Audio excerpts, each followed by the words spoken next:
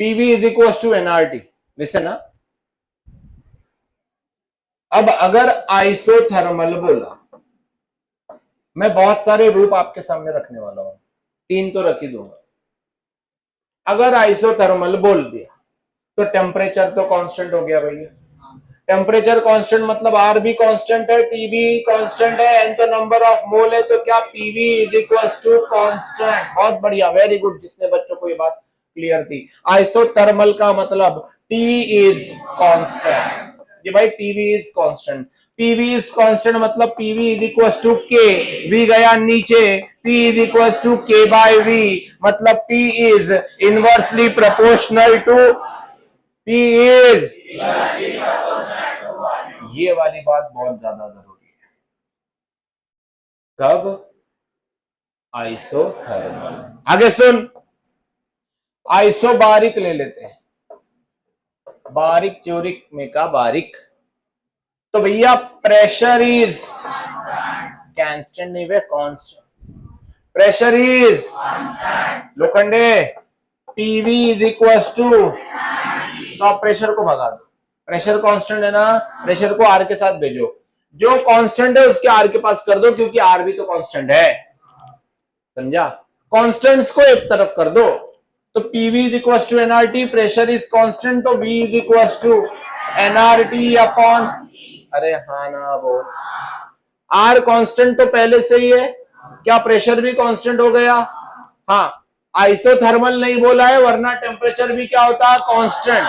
ये कौन सा प्रोसेस है? आइसोबारिक। खाली कौन कांस्टेंट है? प्रेशर। और आर तो हमेशा क्या होता है? तो आर भी कांस्टेंट, तो ये पूरी टर्म कांस्टेंट, बचा कौन? T, volume is directly proportional to, तो आइसोबारिक में वीटी का ग्राफ बनता है। कौन सा ग्राफ बनता है?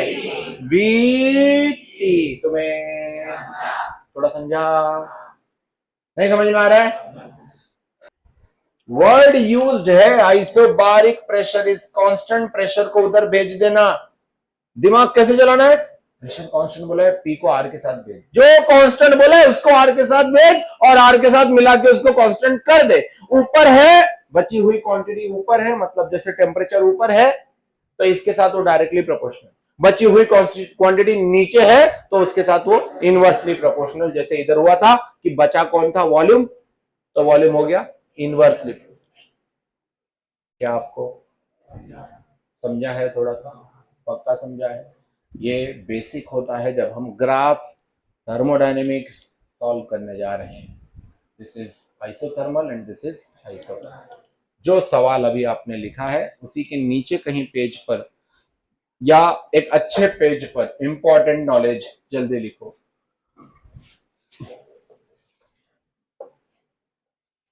अच्छे से हैशटैग करना, हाईलाइट करना, ताकि पेपर के वक्त आप लोग ये सब पढ़ें। यहां की कंडीशन में ये एक आइसोथर्मल चेंज है और प्रेशर वॉल्यूम के ग्राफ दिए हुए हैं, प्रेशर और वॉल्यूम के ग्राफ दिए हैं। सिचुएशन समझाइए आइसोथर्मल के लिए सब लोग। PV is equal to, isothermal मतलब टेम्परेचर कांस्टेंट, हम ये पढ़ चुके हैं। चलिए, मतलब टी क्या है? कांस्टेंट। आगे बढ़ू मैं, वी को आप नीचे लेके जाइए, P is equal to n R T, R T constant to K by V, मतलब क्या? प्रेशर इज इनवर्सली, मतलब पीवी ग्राफ एक पैराबोला होना चाहिए। तो ये जो स्ट्रेट लाइन वाले ग्राफ है इनको मैं क्या कर सकता हूं?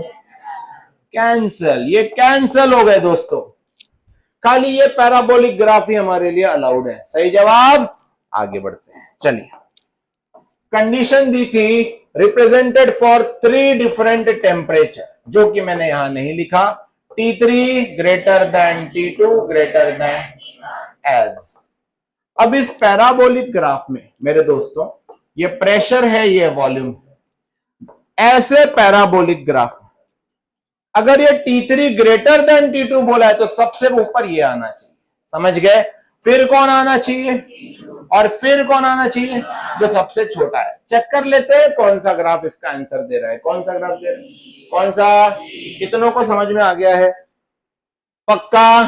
सर ये तो मैं डायरेक्ट कर सकती थी या कर सकता था, ये क्यों? ताकि मैं ये कैंसिल कर सकूं। समझ गए? पैराबोलिक ग्राफ ही लेना है। Is it clear? और वो कैसे मिलेगा? जब पी इज इनवर्सली। तो इसके बाद अगर आइसोथर्मल प्रोसेस आया और उसमें प्रेशर वॉल्यूम का ग्राफ रहा कनेक्टेड टू टेम्परेचर, तो क्या ये कॉन्सेप्ट याद रखेंगे हम? पक्का? जल्दी लिखो।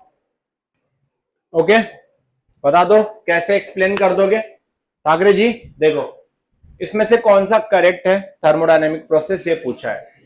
तो मैंने आपके सामने यहां बना दिया। देखो ये है प्रेशर और वॉल्यूम का ग्राफ। सबसे पहले हमको देखना है कि एक्स और वाई एक्सिस पे क्या रिप्रेजेंट किया जा रहा है। तो यहाँ प्रेशर है और यहाँ क्या है? ये सीधी लाइन को वो कह रहे हैं कि एडियाबैटिक है। ये पूरी सीधी लाइन हमको क्या बताती है कि वॉल्यूम क्या है? कांस्टेंट। क्या कांस्टेंट है? तो सीधी लाइन क्या होनी चाहिए थी? आइसोकोरिक। इस मतलब ये ग्राफ क्या हो गया? रॉन्ग। इसके बारे में बोल। ये सीधी लाइन क्या रिप्रेजेंट कर रही है? क्या कांस्टेंट है? प्रेशर। तो ये आइसोबारिक होनी चाहिए, पर उन्होंने बोला ये क्या? आइसोथर्मल। तो ये भी ग्राफ क्या है? रॉन्ग। सही है। यहां पर आते हैं, ये पूरी सीधी लाइन आइसो। अब ये ग्राफ है वॉल्यूम और ये है टेम्परेचर। सीधी लाइन का मतलब हो गया मेरे दोस्तों कि ये जो टेम्परेचर है कांस्टेंट है और उन्होंने दिया भी है आइसोथर्मल। क्या आइसोथर्मल मतलब टेम्परेचर कांस्टेंट? तो ये ग्राफ सही है। और एडियाबैटिक में क्या वी और टी के बीच भी रिलेशन होता है? तो TV to the power gamma -1 पढ़ा है हमने। तो ये ग्राफ भी सही है और ये एडियाबैटिक है। करेक्ट जवाब। इधर क्या एडियाबैटिक में प्रेशर और टेम्परेचर का भी रिलेशन है? तो ये एडियाबैटिक का सही ग्राफ है, पर ये आइसोथर्मल बोला है। आइसोथर्मल, जी हां। तो ये पूरे ग्राफ में ऊपर से लेके नीचे तक टेम्परेचर क्या है? कांस्टेंट। तो ये आइसोथर्मल है, तो क्या ये भी सही है? तो सही जवाब हुआ सी एंड डी। इन दोनों में गलतियां हैं, तो कौन सा आंसर हो रहा है? नेक्स्ट पे चलूं? आपने कर लिया है ये?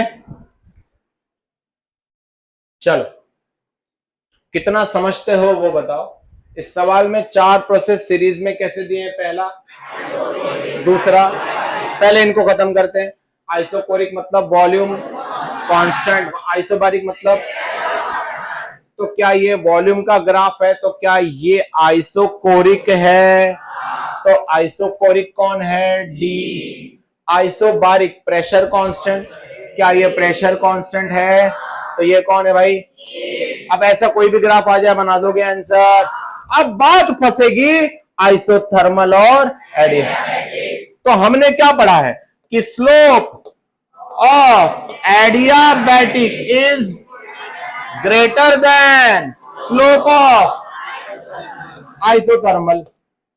इन दोनों में देखो, इसका स्लोप ज्यादा है, इसका स्लोप मतलब साफ समझ। स्लोप कैसे निकालते हैं पता है? एंगल वगैरह जानते हो। मतलब साफ है कि ये बी जो है ये कौन है और सी कौन है? कौन है? हमें पहले आइसोथर्मल लिखना है, तो वो कौन हो गया? बी। और सी कौन हो गया? तो इनमें से हमारा ऑप्शन क्या हो गया? डी, ए, बी। Isochoric, isobaric. पक्का समझ में आ गया सबको? चलो नेक्स्ट क्वेश्चन पे जाएंगे हम। ये सवाल आता है, इसमें साफ बोला है कि P is equal to constant upon V। P is equal to constant मतलब हो गया P is equal to nRT। R तो कांस्टेंट था ही, क्या टेम्परेचर भी कांस्टेंट? मतलब ये टेम्परेचर कांस्टेंट मतलब आइसोथर्मल। अगर ये आइसोथर्मल ग्राफ है या आइसोथर्मल प्रोसेस है तो टेम्परेचर कांस्टेंट रहना चाहिए। अब देख, temperature pressure, temperature pressure, temperature pressure, temperature pressure, यहां टेम्परेचर बदल रहा है, यहां भी टेम्परेचर बदल रहा है, तो ये दोनों कैंसिल हो गए। इनमें से ही मुझे आंसर निकालना है, क्या सही है? यहां देख, P1 ऊपर है, P2, तो P1 की वैल्यू बड़ी आएगी, P1 बड़ा है और P2, हाँ, तो P1 इज ग्रेटर देन, बेटा नींद से जाग, P1 इज, इसमें देख, इसमें देख, ये प्रेशर है, ये 1 है, ये 2 है, तो P1 स्मॉलर है और P2 ग्रेटर है। मुझे चाहिए P1 ग्रेटर, P2 इसमें देख, प्रेशर है, टेम्परेचर है, ये 2 है, ये 1 है, बता P1 ग्रेटर P2, तो क्या ये सही जवाब है? समझ में आया? पक्का? नेक्स्ट, अभी परसों घाई घाई में सागर जो है, शर्मा सर ने आजकल वो घर भेजने वाला चालू कर दिया है, तो घाई घाई में परसों नरसों सागर समर्थ को बिठा के आरवी नाका से लेके आ रहा था इधर, बीच में 1-2 ब्रेकर भी है। अब सागर पे तो ग्रेविटी मायने नहीं रखती है ना, सही है। अब ब्रेकर पर से इन्होंने गाड़ी कूदाई। एक्चुअली ये ब्रेकर नहीं देखते। क्यों नहीं देखते ब्रेकर? क्योंकि ब्रेकर को बचना है। He was just, मैं बोला अभी अभी अभी ब्रेक ब्रेक, मैं कार में बाजू में ब्रेक मार, तो बाद में समर्थ पहले नहीं दिखा क्योंकि सामने सागर, तो समर्थ हाउ कैन यू, अचानक से समर्थ उड़ा हुआ दिखा। अचानक से समर्थ दड़ाम, सागर रहम करो। हाँ, वो बेचारा कुछ बोल नहीं पाया, शायद उसने बोला क्योंकि उसके बाद सागर मुझे अकेला दिख रहा है गाड़ी लेके आते हुए और वो पैदल आ रहा है। सागर में चल निकल। समर्थ ऐसे टाइम पे क्या किया करो पता है क्या? सागर को पकड़ लिया। Be the part of Sagar, relative velocity.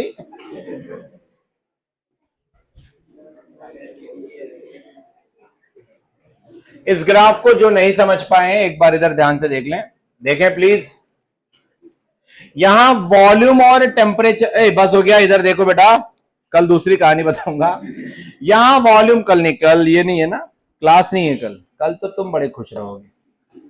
यहां वॉल्यूम और टेम्परेचर दिया है।